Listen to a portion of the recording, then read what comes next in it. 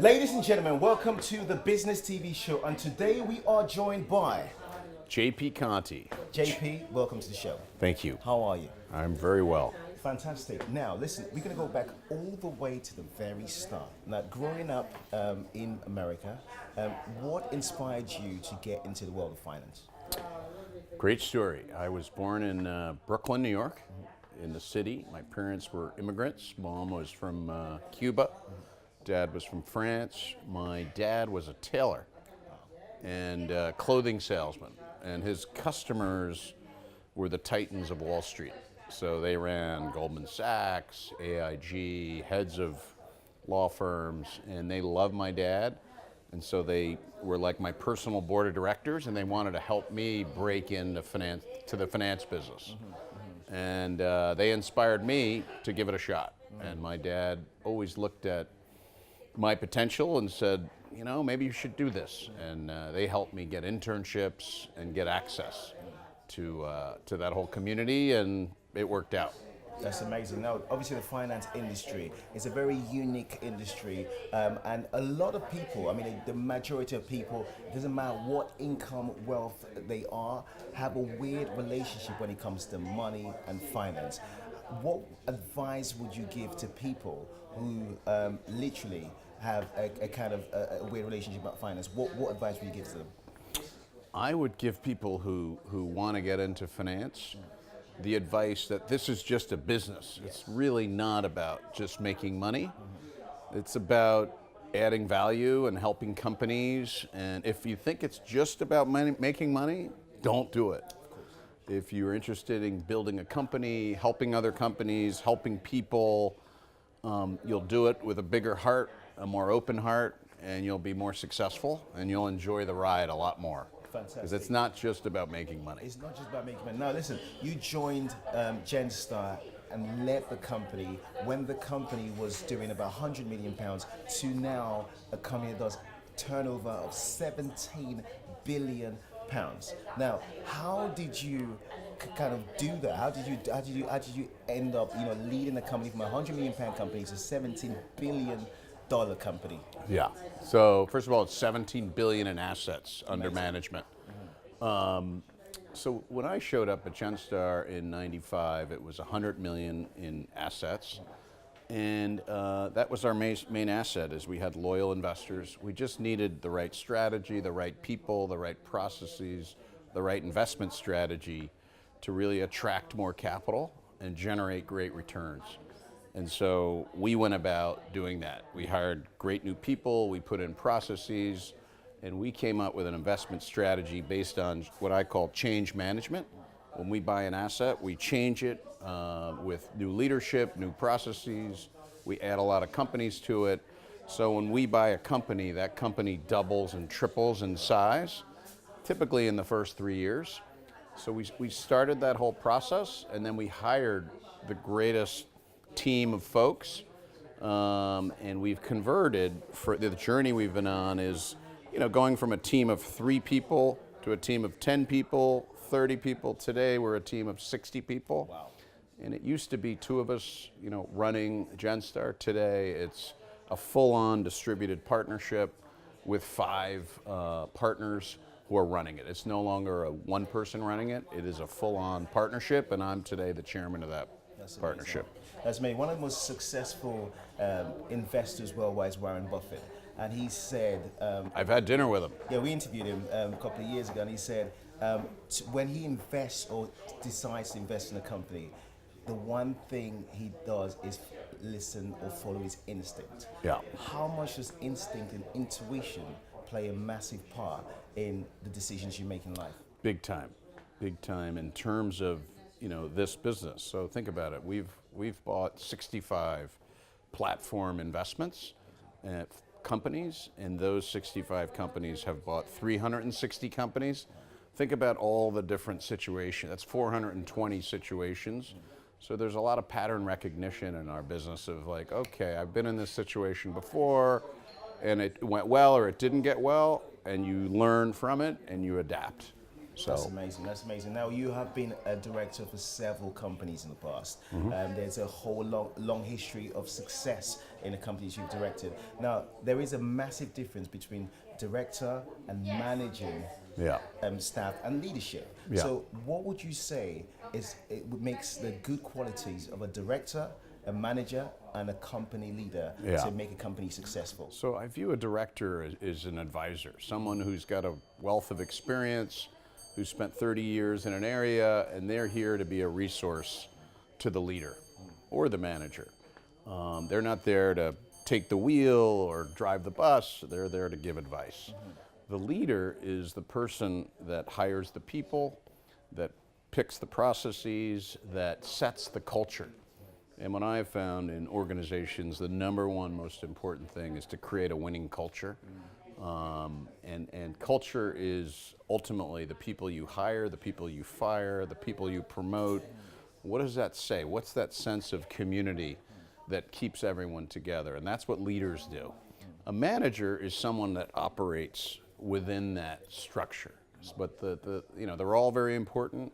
But I think the number one most important thing is that leadership role in terms of driving that culture, stating the culture, protecting the culture, policing the culture, and making sure you have a winning culture for success. And as things get more and more competitive, what keeps you strong, what makes and breaks a company or any organization is the quality of your culture. Fantastic. Culture is very important, it's key. Now let's talk about private equity. A lot of people watching this will understand the private equity industry, what it does, but for the people that don't understand that side of the industry, how would you describe private equity and private equity firms and their role in companies and in businesses in general? Sure. Well, think about a public company, right? Everyone understands public company. It's traded on the London Stock Exchange. So, I don't know, let's say it's $5 billion in turnover, and it's got millions and millions of little shareholders who own one little piece. Now, and they have a board of directors that's helping make decisions. Now think of that company, let's say that company has a competitor, and we own 90% of that company with our own capital, and 10% is owned by the management team that is running that company. So think about the level of accountability when you own 10%, I own 90%, and we're running that company versus our competitor is a public company, and they've got millions of shareholders, people who own one little piece. We have a better opportunity to do better because we're on it, we're focused, we're fully accountable, we're in charge. So what I try to do with private equity is say, listen, it's about governance. It's about we're in control, we are going to do the right things. B, we are going to take way more risk than this group that's worried about, oh, I might get sued by the public shareholders. We're not worried. We're here to take more risk. We want to bring in the best people. We want to buy add-on acquisitions that are going to drive growth. We want to launch new products. I just feel like this way of operating a business, to build a business, has a higher success rate than the old way of just being a public company. That's amazing. Well, listen, since we're talking about finance, two years ago we launched Mokingo University for Business in West Africa, and the whole idea was to teach aspiring entrepreneurs about business, finance, and much more. So we're about to launch Zurich Money, which is a new bank, challenger bank. What do you think about the millions and millions of people around the world who are unbanked? Do you think that's a huge segment? And what's your views on the new challenger banks coming to the industry to disrupt, as it were, traditional models? There's a huge in the States, there's a huge population of the unbanked. And unfortunately, a lot of these people have also been exploited by non-bank companies coming in and charging them usurious rates. And I have friends of mine working on non-banks, but also insurance companies, all sorts of products to help give the non-banks access to capital, access to loans, access to insurance. And I think, again, this is the democratization of economics. So for those people to get ahead, they need the support, whether it being in the United States or in Cameroon, they need the support of a banking system, even if it's a non-bank. So I'm fully supportive. Amazing. Now, JP, being a product of immigration, you are someone who gives back to that sector of the market in terms of philanthropy. It's very important for entrepreneurs, business owners and business leaders to think about a CSR, to think about giving back. Now, you've done a lot in terms of philanthropy. What would you say is the driving force behind your philanthropy?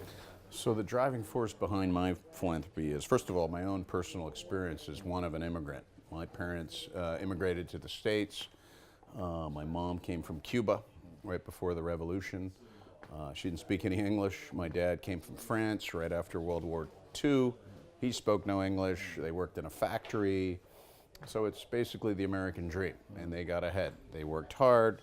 They were aspirational. They had a dream. They had good values, and they wanted themselves and their families to get ahead. And it worked. Worked beautifully, and not just by their own ambitions, but people helped us. Like I said, my dad had customers who wanted to help me. My mom had friends who wanted to help. I think keeping that American dream alive, not only in America, in the world, is extremely important. If we create a society where there's a big ceiling and people can't move up, people get angry, and that's the basis of a revolution. I want to live in a society where everyone gets born, everyone goes to school, and everyone feels they've got a shot. And my parents didn't even speak English when they first got here, but I was able to go, the best universities. I went to Colgate University, I went to Harvard University, I built a company. I want to try to do as much as possible for everyone in the States to feel like they have a shot. And so what I've done is helped with, first of all, help with immigration policy. I think immigration in America has been a huge economic engine of growth. It's a job creator. It's not a job taker, it's a job creator. For every STEM immigrant that comes to the States, that creates 3 other jobs for people that already live there. So it's an engine of growth. It creates diversity among our population. And everyone aspires for whatever they want to do. And I want to be in a society where everyone feels like they have a shot. And if I'm not, I want to change it. I love that. I love that. Be the change you expect to see in the world. Now, listen, you are into a lot of things, boating, skiing. How do you keep that work-life balance? Because it's not something, we're doing a lot of things, running companies, traveling the world, and then obviously, family, you've got 6 kids, you have your partner, Hillary, and everyone else. How do you keep the work-life balance? And what we talked about earlier, you said you have this mantra called Layla, right? So is that your whole epitome of life, or how do you do it? How do you keep that work-life balance? So I do believe in the mantra of Layla. Layla means in Sanskrit the playfulness of the gods, meaning you live playfully, and that doesn't mean be irresponsible. It means live with a sense of humor, live playfully, don't take yourself too seriously, be respectful, be joyful, and it's a way of ultimately living a happier life. So I do think there's a lot of people who, I think the whole mission in life is to continue to evolve as a human. And if one only spends their time in life collecting coins and building piles of gold without exercising other parts of their brain or their happiness, it's a pretty sorry life. Sure. And so I see a lot of people, particularly in finance and business, who choose to do that, and I've seen them. I have no desire to do that. So I've been able to successfully build a firm and turn it into a partnership where there's a shared sense of responsibility. So I'm not the driving force at Genstar anymore. There's 5, soon to be 6 partners who are each kind of pushing and pulling and creating the culture that we talked about. And so that has enabled me as chairman to spend more time on other activities that I love. And by building that partnership, by not following the normal path of being this, the CEO that holds on to all the economics and everyone else is upset, I've actually distributed the economics. I've loved the fact that I can pull back and spend more time on some of the things that are equally important to me, which is, making sure the American dream is alive, spending time with my family and friends, and just doing the things I love, sailing, scuba diving, skiing, traveling, hiking, and having a full life. I mean, my mission is to have a full life, not a mono, chromatic life. It's not half-hearted living. Yeah. You have to go all the way. I'm going all the way. I'm going all the way, and we only have one life, and I'm on it. You got to leave it. Yeah. So listen, in general, there's a lot of people that lack vision. And vision is very important if you want to achieve anything you want to achieve. How can you explain to the viewers how vision has played a part in your success? Being able to see where you're going before you actually get there. Yeah. Well, I think there's two things I'd say. Positive visualization is really important. Very good. It's kind of like a sports player. Like when I played soccer as a kid, and you always used to, the coach used to say, picture the ball going into the upper right hand before you take the shot. Yeah. Done that. But I also think in life, we're not just here to show up.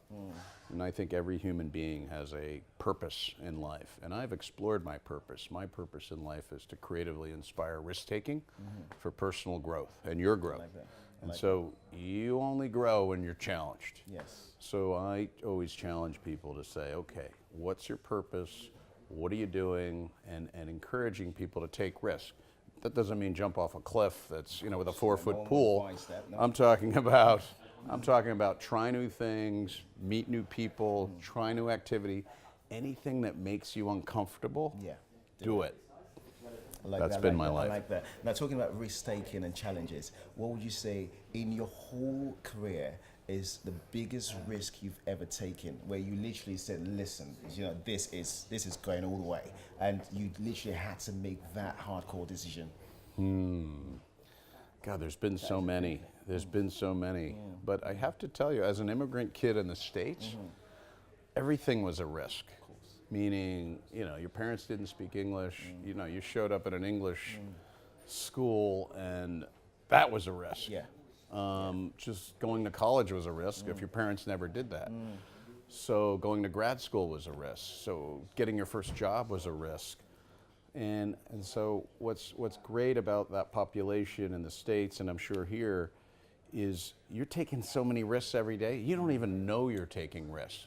So it becomes normal. Yeah. And so for me, not taking risk is abnormal. I like that. I mean, that's a quote in itself. Say no more. That's a quote in itself. Now, JP, we on this show, the business TV show, we like to play a game called Top 5. It's a way of the viewers to know the personality behind the person. So we're going to start with your top 5 best entrepreneurs of all time. Wow. Thomas Edison. Sick. Steve Jobs. Amazing. The Google guys. Yeah, legends. Legends. That's 4. Yeah. Warren Buffett is an incredible investor and an entrepreneur. By the way, I call him an investor. Let's call him an entrepreneur. I had dinner with him 3 years ago. Incredible human. It was just 4 of us. Amazing. Yeah. And you know what he lives in? Layla. I promise you. Layla is my new mantra. It's your new mantra. It's the new mantra. All right, so top 5 best books that you think you would recommend. Oh, man. It can be 3, it can be 2, but 5. But if you have 5, you can recommend, yeah. I'm going to start with, if you're a policy wonk and you want to nerd out on geopolitical issues, The Accidental Superpower. That's good. Look at that book. So another book is Sapiens, incredible book I recently read about Homo sapiens and how the human beings became human beings over time. Another book that we read is Educated. Incredible story about how this young woman growing up in an uneducated background, I think in Utah, just tackled the education system and wind up being a PhD from Cambridge University. Wow. So again, she found the American dream. Top 5 best films of all time. Top 5 best films of all time. Godfather 1 and 2. I see that. And by the way, two is better than one. By the way, Green Book. Yeah. And did you like that book, the movie? Yeah. That's a friend of ours who directed that, Peter Farrelly. He did an amazing job when it illustrates, a real part of America, a real time in America. Because I'm from, I ski in California a lot. The movie Hot Dog. It was a ski movie from the 70s, crazy, 80s actually. Last one. Pretty Woman. Oh, listen, one of the best. Here's why. Every time I explain to someone what I do for a living, you know what they say to me? What? You're the pretty woman guy. And I said, I'm really not, but yeah, that's kind of what I'm not going to ask for someone else. Now, you travel a lot, JP, so top 5 best travel destinations you've been to or you want to go to? That's a great question. I love travel. I've always been an adventure traveler around the world. Hiking in the Himalayas in Nepal. I did that along the Langtang Valley in Tibet. Scuba diving, French Polynesia. That's good. Absolutely amazing. I love going to Spain. In fact, I'm headed to Spain today. I just find the Spanish culture incredible. And I don't know if you heard, last week, Spain was just said to be the most healthy people in the world. You know why? They're eating all that fish. It's all about the fish. Yeah. It's got to be about fish. Yeah. And they're eating at 10 o'clock and waking up at 9 o'clock. And have siestas. Yeah. You have too much siestas. Where do I want to go? So the next big trip, well, I want to go so many other places. I want to do another scuba diving trip to Indonesia, but what I'd like to do this summer is go to Santiago, Chile. Amazing. And there are hotels where you're in the town, in the city, you go to the roof, a helicopter picks you up, you helicopter ski in the mountains, and at the end of the day, the helicopter drops you off, and you go to dinner. Oh, mate, that sounds amazing. That sounds amazing. I thought you were going to mention Antigua and Barbuda, but that's coming, that's coming soon. I'm going there Monday. There you go. Listen, with all said and done, when you look at legacy in the future, how would you like JP Conte to be remembered as? JP Conte, I know, will be remembered for treating everyone with respect. And one of the beauties of having parents who didn't speak English, worked their way up.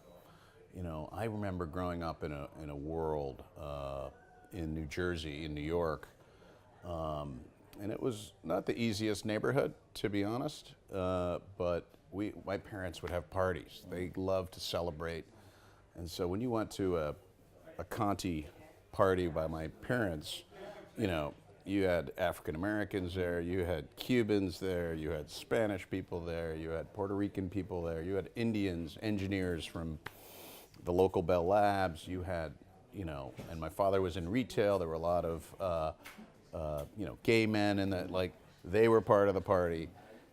We were the most inclusive family on the planet. And I remember our neighbors going, what is going on here? Like, who are these people? So I want to be remembered for that. Absolute inclusion of anybody and everybody with no judgment. That's really important to me. Fantastic. I want to be an inspirational figure on what we talked about. If you're not challenged, you're not growing. So keep challenging yourself to be better. And third, be kind and gentle. Really, be kind on this planet and respect other people. Love that. Be kind and gentle, respect other people. Ladies and gentlemen, Business TV show. We bring you JP Conte. What have I got to say? Layla. Layla. Thank Thank you. Thank you very much. Thank you.